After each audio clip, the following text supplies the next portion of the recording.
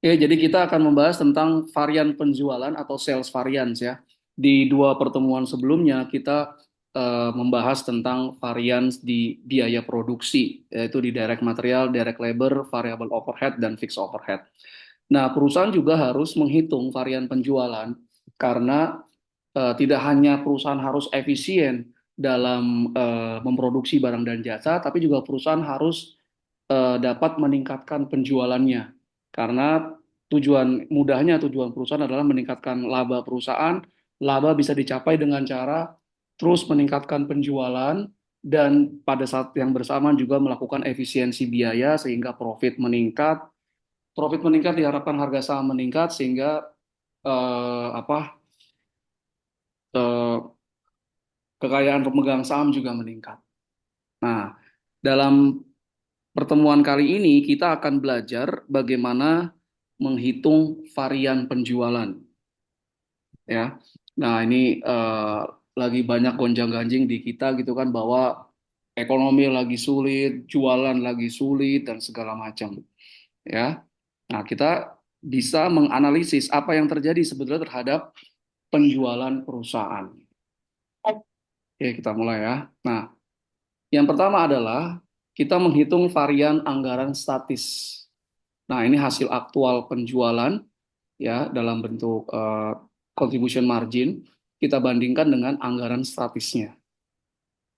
Nah, itu dapat varian anggaran statis. Ya, varian anggaran statis. Nah, kita lihat nih, berikut ini adalah data anggaran 2019. Jadi misalnya perusahaan memiliki dua saluran penjualan. Yang pertama adalah dia penjualan lewat distributor dan berikutnya dia lewat penjualan lewat wiraniaga ya, lewat wiraniaga. Oke. Nah, harga jual pasti berbeda. Lewat distributor pasti lebih murah karena distributor juga akan memperoleh profit. Nah, dia jualnya $980 per unit. Kemudian ini anggarannya ya, ini anggaran. Oke. Nah, biaya per unitnya variabel 755. Kemudian dia jual ke lewat wiraniaga atau salesman, harga lebih tinggi, tapi biaya variabel juga lebih tinggi karena ada komisi juga untuk salesman-nya. Nah, margin kontribusi per unit dari penjualan distributor diharapkan 225 dolar, sedangkan untuk yang wiraniaga 275. Kemudian dianggarkan penjualan lewat distributor itu terjual 93.000, adapun wiraniaga diharapkan terjual 62.000. Totalnya 155.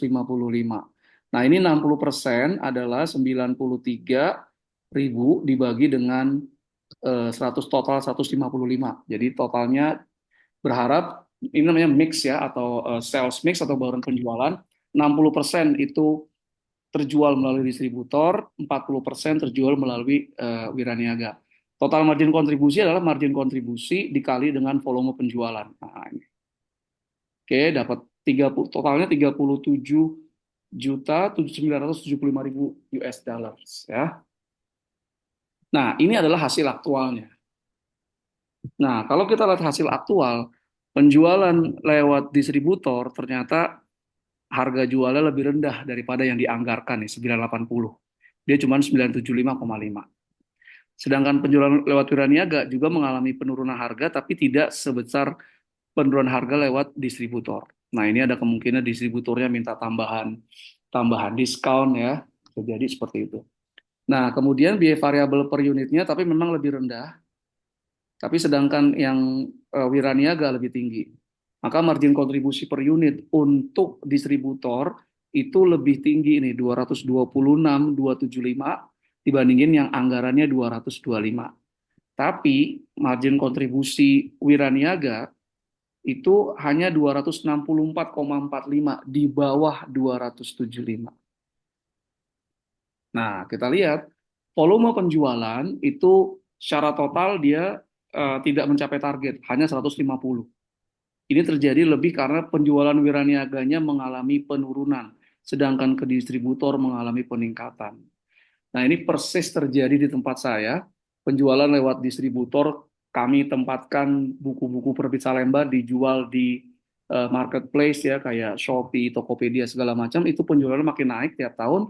Tapi penjualan yang lewat wiraniaga atau salesman ke kampus-kampus itu justru malah mengalami penurunan. Apakah ini terkait adanya cara belanja yang berbeda sekarang Gen Z dibandingkan yang sebelum-sebelumnya gitu ya, ada perubahan cara belanja dan segala macam. Nah, kemudian kalau kita lihat mix-nya, penjualan distributor mix-nya 66,67, 100 bagi 150. Baurannya 33,33 untuk yang wiraniaga, 50 bagi 100. Total margin kontribusi berarti 226,275 kali 100, 226,27500.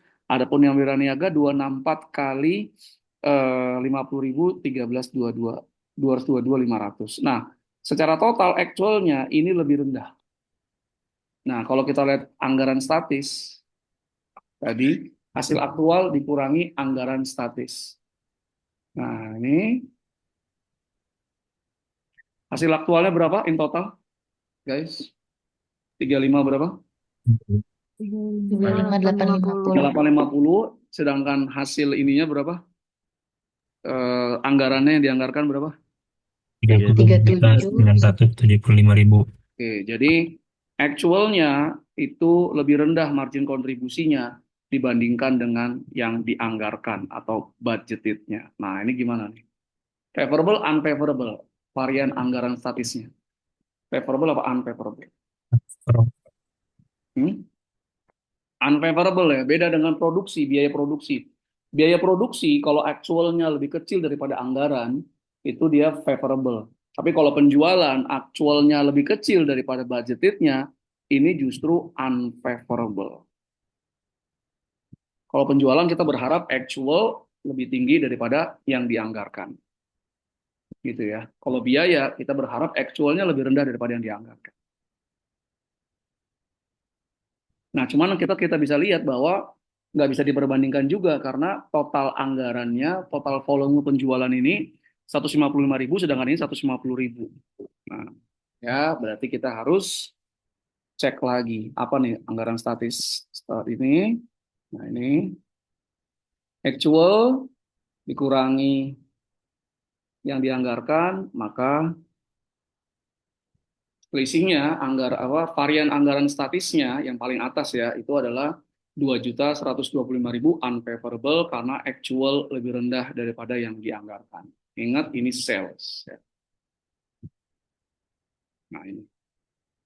Nah, berikutnya ada varian anggaran fleksibel. Hasil aktual, nah ini hasil actual, penjualan aktual keseluruhan ya, tadi lewat wiraniaga maupun distribusi dikali bauran penjualan actual mix-nya dikali margin kontribusi actual per unit. Oke, kita kurangkan dengan anggaran fleksibelnya, formulanya adalah nah ini sama, penjualan actual keseluruhan. Nah, baurannya sama, hanya bedanya adalah di sini. Kalau yang hasil aktual kita pakai margin kontribusi aktual, sedangkan yang anggaran fleksibel untuk kita menghitung varian anggaran fleksibel, kita pakai yang anggaran di sini. Oke, ya. Nah, kita lihat bandingin. Nah, yang pertama untuk penjualan distributor. Jadi kita buat satu-satu. Kurang anggaran fleksibel. Nah, hasil aktual totalnya, tapi totalnya kita kalikan semuanya nih, 150.000. Ya, coba kita lihat lagi. Ya, mudah. Berapa nih hasil aktual penjualan in total? 150.000. 150.000. Ya, oke. Nah, ini bauran penjualan aktualnya nih. Oke, balik lagi dulu. Nah, hasil aktualnya 150.000. Ini bauran actual 66,67%. Ya, nanti lihat lagi. 66,67%. Kemudian ini adalah contribution margin yang actual untuk penjualan via distributor. Anggaran fleksibelnya, nah ini pakai actual penjualan total dalam unit. 66 adalah bauran untuk penjualan distributor actual. 33,37 33,33-nya adalah untuk yang penjualan via wiraniaga. Kemudian 225 ini adalah contribution margin per unit yang anggaran. ya, anggaran, bukan actual. Nah, kita kalikan, kita bandingkan. Nah, 127.500 favorable. Dari sisi penjualan distributor, ini anggaran fleksibelnya adalah favorable. Nah, kalau kita lihat kan, dua ini kan sama nih sebetulnya. Yang membedakan adalah ini contribution margin per unit penjualan distributor yang actual, ini yang anggaran. Actualnya 226 lebih besar daripada 225. Nah, ini menghasilkan favorable. Tapi Anda harus ingat, lihat di sini balik lagi. Kalau seperti ini, sebetulnya ya, lihat di anggaran, data anggaran. Fokus ke margin kontribusi. Anda maunya penjualannya lewat apa sebetulnya? Distributor atau wiraniaga? Lihat di fokus di margin kontribusi per unit. Anda maunya lewat jualan lewat apa? Distributor, Pak. Distributor. Kenapa? Margin kontribusi lebih tinggi kan? Iya. Betul. Kok distributor? Bukan, bukan. Margin kontribusi per unit. Jangan lihat total. Jangan lihat total. Anda maunya mana? Lihat data anggaran, margin kontribusi per unit. Anda maunya jualan yang mana yang lebih banyak sebetulnya? Lewat mana? Wiraniaga. Wiraniaga. Kenapa? Lebih. Margin kontribusi Marginnya lebih lebih tinggi. lebih tinggi gitu. Margin. Wiraniaga. Ya. Jadi dia maunya yang ini nih. Tapi pada Lebih besar. hasil aktualnya justru penjualan distributor yang lebih besar. Padahal dia marginnya kan lebih rendah. Tuh. Sedangkan yang diharapkan lewat wiraniaga lebih tinggi, margin kontribusinya lebih rendah, penjualan unitnya pun lebih rendah. Nah, ini berarti ada masalah di mix-nya nih, bauran penjualan. Oke, kita lihat lagi ya.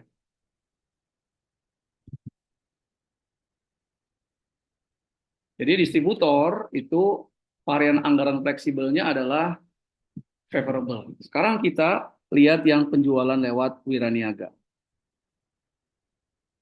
Nah, ini 150.000 total penjualan actual wiraniaga dan distributor. 33 adalah mix actualnya. Jadi penjualan wiraniaga itu secara actual hanya 33% dari total ke wiraniaga dan distributor. 26445 ini adalah contribution margin yang actual per unit untuk penjualan lewat wiraniaga. Nah, fleksibelnya 150 juga kali 33% juga. Nah, 275 ini adalah contribution margin per unit budgeted. Nah, dari sini aja karena dua ini sama, betul nggak? Dua ini sama kan? Yang membedakan apa? Contribution margin actual dan contribution margin apa? Budgeted. Ya. Jadi unfavorable apa favorable nih? Unfavorable. Unfavorable ya, karena contribution margin actual per unitnya lebih rendah. Nah, jadi kalau kita lihat secara anggaran fleksibel, varian anggaran fleksibel, penjualan distributor justru menghasilkan hasil yang positif dibandingkan ke wiraniaga. Nah, ini bermasalah bagi perusahaan. Kenapa? Karena kalau tadi kita lihat, sebetulnya contribution margin yang paling tinggi itu adalah penjualan lewat apa? Wiraniaga kan, di anggaran kan tadi ya. Jadi dia berharap sebetulnya penjualan lewat wiraniaga lebih tinggi nih. Actualnya tapi ternyata dia lebih rendah dalam unit ya. Nah, ini berarti ada nanti harus dicari apa faktor penyebabnya dan kira-kira mitigasinya seperti apa. Nah, distributor, wiraniaga, ya ini berkurang ya. Jadi total anggaran fleksibelnya adalah 400.000 unfavorable. Karena lebih tinggi unfavorable di wiraniaga daripada yang distributor. Berarti masalah di sini. Masalahnya adalah unit yang terjualnya lebih rendah daripada yang dianggarkan, contribution margin per unitnya pun juga lebih rendah. Oke. Nah, sekarang kita lihat dari varian volume penjualan. Anggaran fleksibel dikurangi anggaran statis.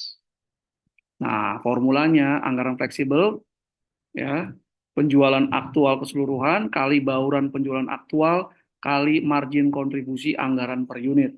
Anggaran statis, nah ini penjualan anggaran keseluruhan ya beda. Kemudian bauran penjualan yang dianggarkan dan margin kontribusi yang per unit. Jadi kalau volume varian, nah margin kontribusi ini sama menggunakan budgeted contribution margin per unit. Bedanya di penjualan aktual keseluruhan dan bauran penjualan aktual, ini penjualan anggaran keseluruhan dan bauran penjualan anggaran. Kita buat lagi untuk masing-masing. Oke.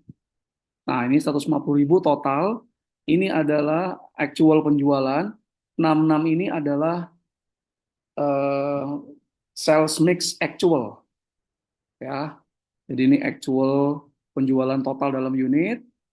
Ini juga actual mix-nya untuk distributor 66,67. Nah, statisnya secara unit total ini diharapkan penjualan via distributor dan wiraniaga 155.000. Kemudian untuk penjualan distributor, anggaran baurannya adalah 60%. Ya, 60%.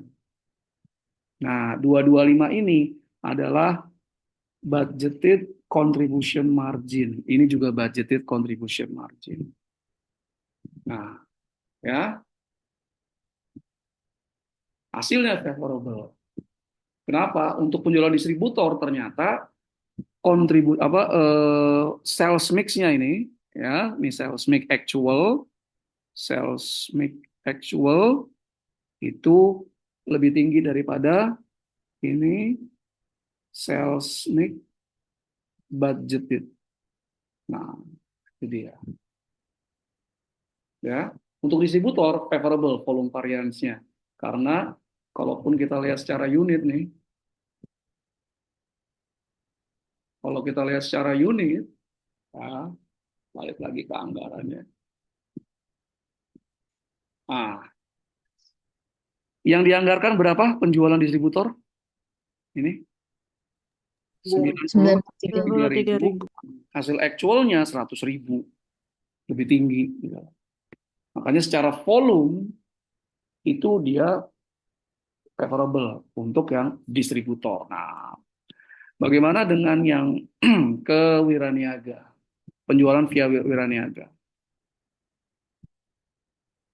Oke. Ini tadi udah. Nah, untuk yang wiraniaga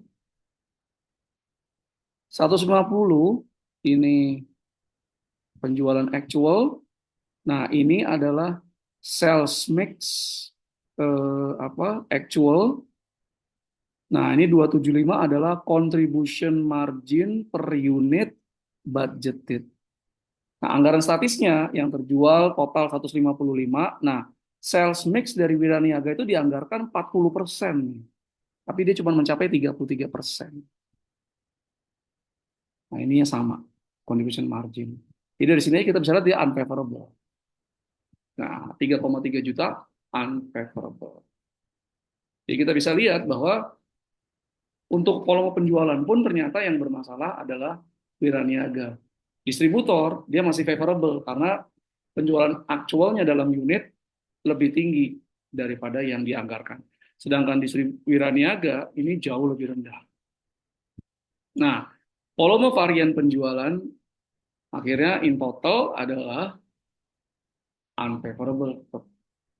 Lebih karena sales yang di wiraniaga ini nggak mencapai target. Jadi sebenarnya dari awal pun kita sudah bisa lihat ada permasalahan nih di sales lewat wiraniaga. Nah, seperti saya jelaskan, variance analysis itu tujuannya bukan hanya kita mencari berapa varian volumenya, berapa varian anggaran fleksibelnya, tapi kita juga mencari faktor-faktor apa yang menyebabkan kenapa penjualan lewat distributor meningkat, kenapa lewat wiraniaga meningkat.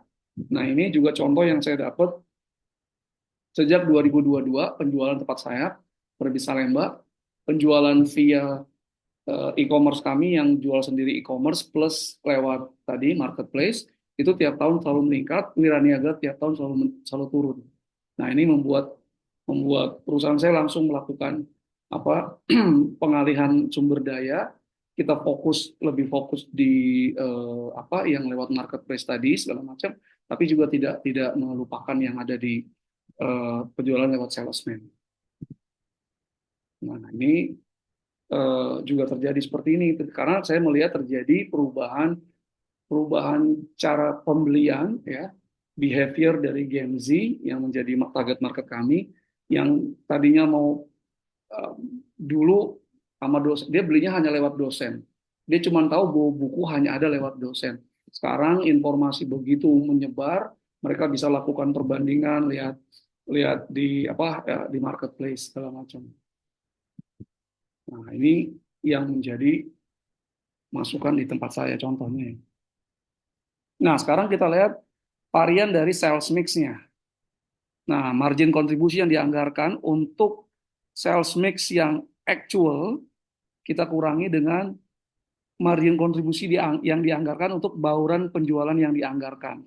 Jadi sebetulnya margin kontribusinya pakai yang budgeted, perbedaannya cuma di sales mix-nya. Ini yang actual, ini yang budgeted. Nah, kita lihat ya. Nah, distributor actual penjualan dalam unit total semua 150.000. Nah, oke, 150.000. Nah, terus, nah ini sales mix-nya. Ini sales mix actual distributor 66,67, ada punya anggaran hanya 60%. Wiraniaga itu 33,33% actualnya, ini yang dianggarkan. Nah, dikali contribution margin yang budgeted ya, dapat 500 ribu unfavorable. Yang distributor ini favorable, tapi yang Wiraniaga unfavorable sales mix-nya. Ini 33 kurang 40. Jadi di sini sebetulnya kalau melihat contribution margin, sebetulnya perusahaan menginginkan sales lewat Wiraniaga ini lebih tinggi daripada distributor untuk aktualnya. Tapi kenyataannya justru yang distributor yang sales mix-nya lebih tinggi, padahal contribution marginnya lebih rendah. Makanya dia unfavorable.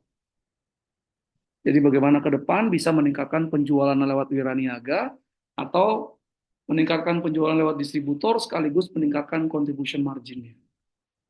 Nah, penjualan lewat Wiraniaga bisa dengan cara meningkatkan produktivitas, mungkin mengurangi jumlah salesman, sehingga penjualan setiap Wiraniaga meningkat, atau mencari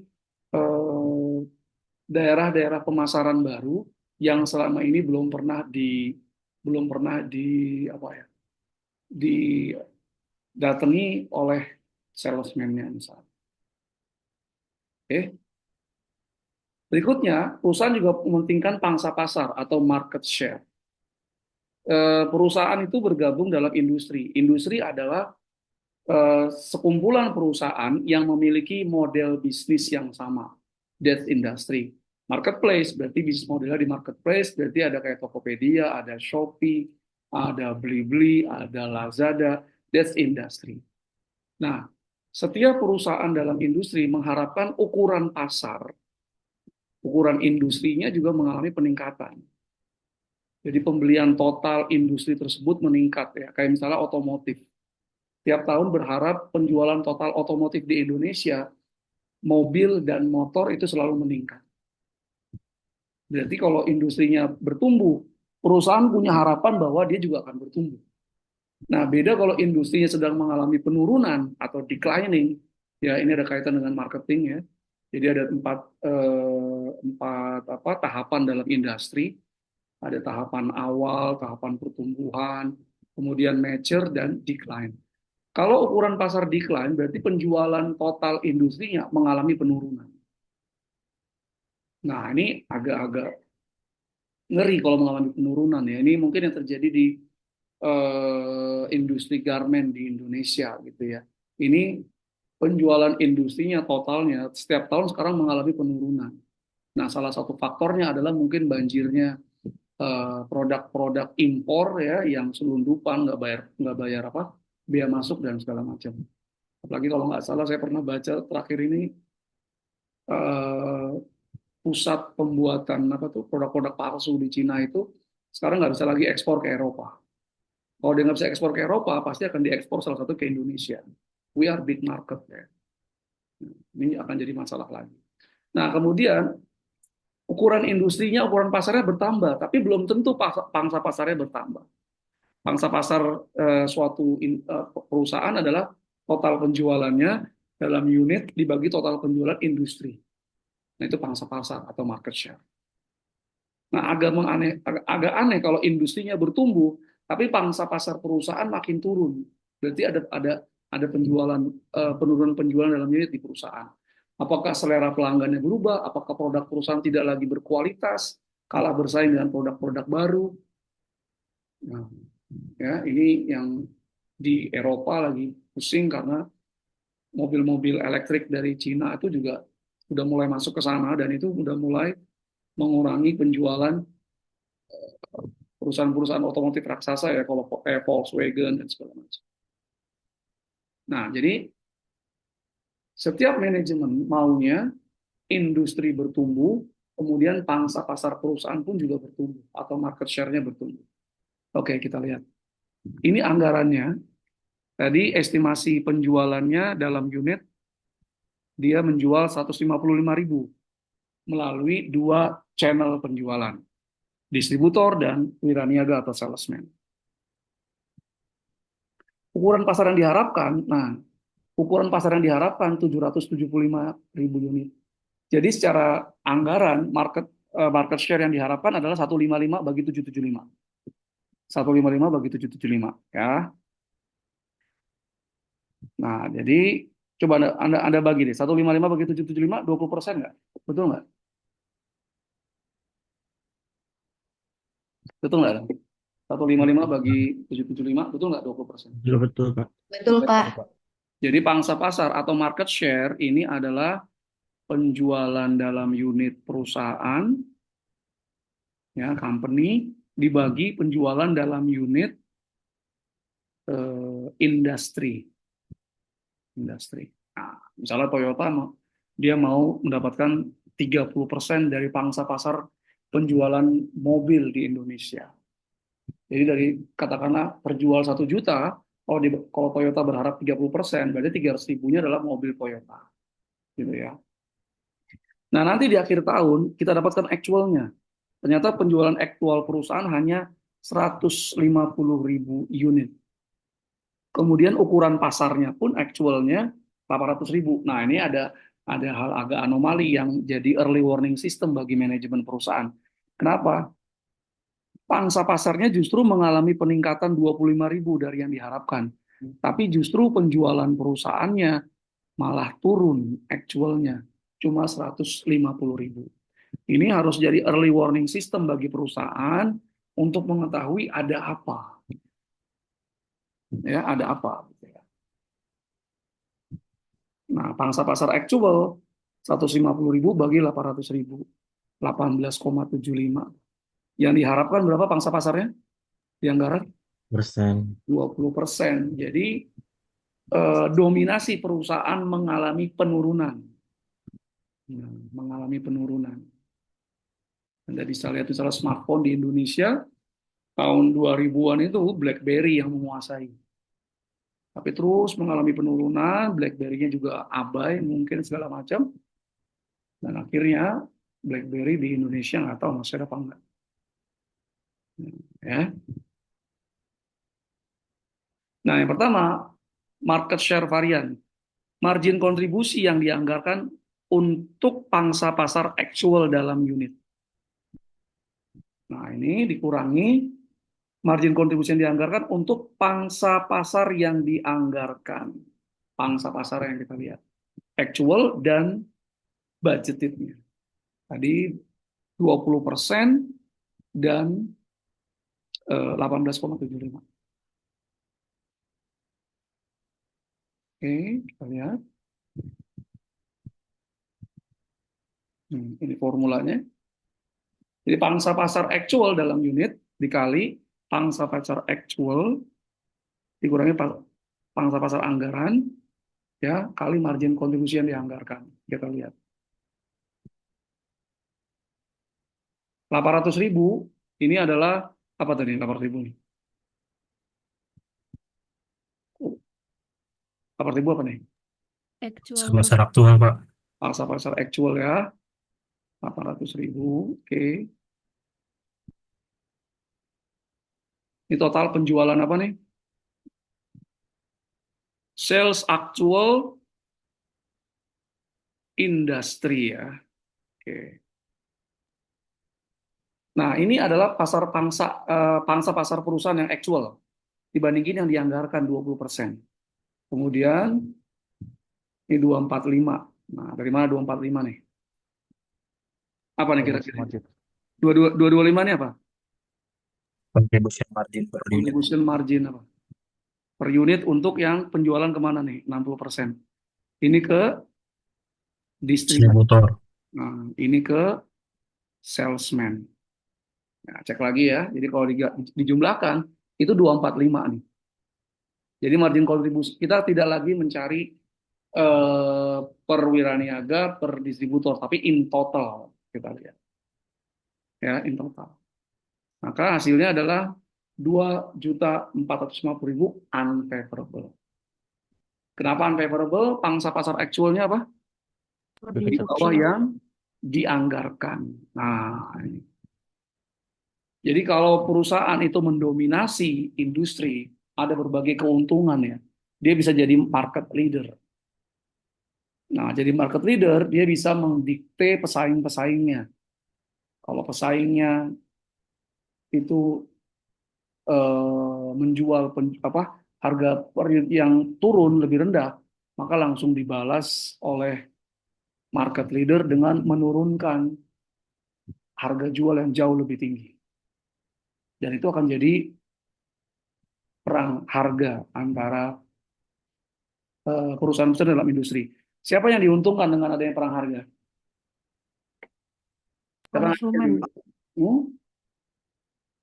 Nggak ada yang diuntungkan ya. Jadi ketika terjadi perang harga, akhirnya harganya itu akan dibuat sedemikian rendah sehingga mungkin beberapa perusahaan dalam pasar itu dia nggak kuat lagi bersaing, akhirnya perusahaan itu keluar dari industri, sehingga dalam industri sisanya adalah perusahaan-perusahaan yang besar-besar. Nah, mereka langsung dengan kekuasaan yang mereka miliki bisa meningkatkan harga bahkan mungkin lebih tinggi daripada harga awal sebelum perang harga. Nah, itu dia ya. Jadi nggak bagus juga sebetulnya price war. Banyak orang bilangnya yang diuntungkan konsumen karena harga menjadi lebih murah. Nggak juga. Udah banting-bantingan harga itu ngeri. Nanti akhirnya banyak yang keluar, yang ada langsung setelah tinggal berapa perusahaan sedikit, harganya langsung dinaikkan. Oke. Nah, kemudian varian ukuran pasar atau industri. Nah, ini margin kontribusi yang dianggarkan untuk pangsa pasar yang dianggarkan pada ukuran pasar yang aktual. Kalau tadi kita mencari pangsa pasar perusahaan dalam industri, sekarang kita lihat industrinya sendiri berubah naik atau turun nih penjualan in totalnya. Nah, margin kontribusi yang dianggarkan untuk pangsa pasar yang dianggarkan pada ukuran pasar yang dianggarkan. Kayak contoh industri sepeda ya, tapi saya belum dapat hasil aktualnya. Kalau kita mengesampingkan sepeda listrik gitu ya, industri sepeda ukuran pasarnya itu ketika COVID itu meningkat tinggi kan, karena orang tiba-tiba jadi cenderung malah mau ikut-ikutan bersepeda.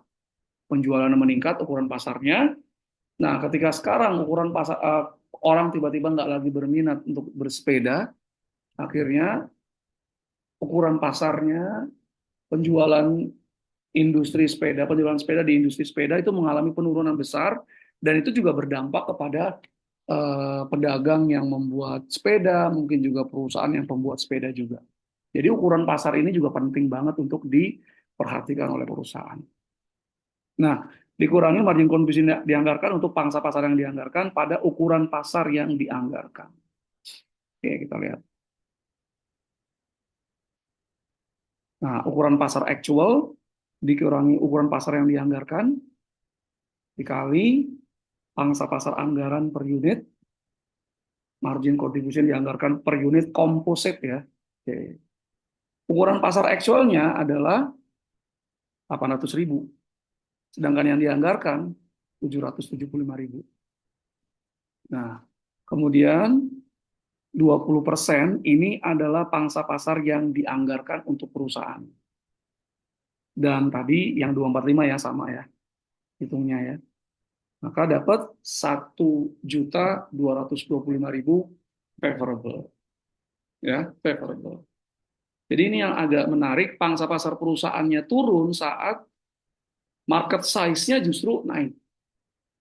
Nah, jadi ada masalah nih, entah di produk perusahaannya atau penjualan lewat saluran penjualan.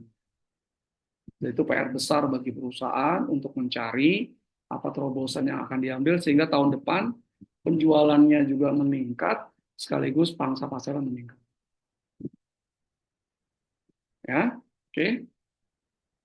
Nah, ini ringkasannya. Ringkasannya kalau Anda lihat dari anggaran statisnya dia unfavorable. Nah, ini terjadi karena flexible budget dan sales volume juga unfavorable. Kemudian sales volume karena sales mix unfavorable dan sales quantity-nya juga unfavorable. Nah, sales quantity variance-nya ini market share-nya dia unfavorable tapi industrinya dia favorable. Jadi ini kayak semacam keanehan aja ketika industrinya bertumbuh tapi justru penjualan perusahaannya dan market share-nya mengalami penurunan. Oke? Nah,